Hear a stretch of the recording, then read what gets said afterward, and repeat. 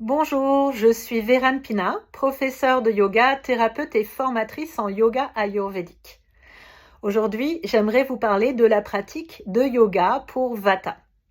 Vata est un des 3 doshas selon l'Ayurveda. Il est relié aux éléments air et éther. Il est également relié au mouvement. Donc dans l'Ayurveda, on a un principe simple qui est que le semblable augmente le semblable et que le contraire le diminue. Donc dans la pratique du yoga selon l'Ayurveda, on va essayer de trouver les qualités opposées à Vata. Vata qui a ses qualités d'être par exemple froid, sec, léger, mobile. Donc on va essayer au contraire de trouver des qualités opposées à celle-ci de manière à équilibrer un excès Vata qu'on peut avoir dans sa constitution ayurvédique, qu'on appelle Prakriti, ou qu'on peut avoir également dans sa constitution, son état de santé actuel qu'on appelle Vikruti, ou qu'on peut rencontrer selon certains moments de la saisonnalité, par exemple en automne, Vata est prédominant ou selon certaines heures de la journée.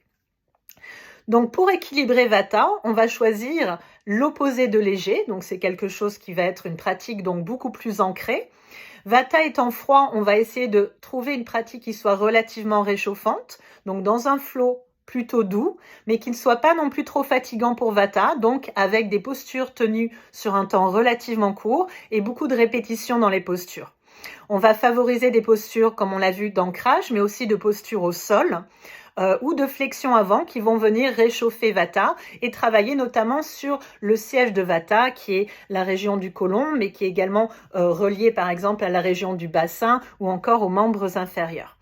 Donc très prochainement, avec Ayurveda et Conscience, nous avons une formation en 25 heures de yoga ayurvédique qui a pour but justement de vous montrer comment en tant que pratiquant de yoga, comment en tant que thérapeute d'Ayurveda ou comment en tant que professeur de yoga, vous pouvez justement équilibrer à la fois cette pratique et votre enseignement éventuel de yoga pour pouvoir l'équilibrer en fonction des différents doshas qui sont Vata, Pitta et Kapha. Donc je me réjouis de vous retrouver pour cette formation à venir. Namasté.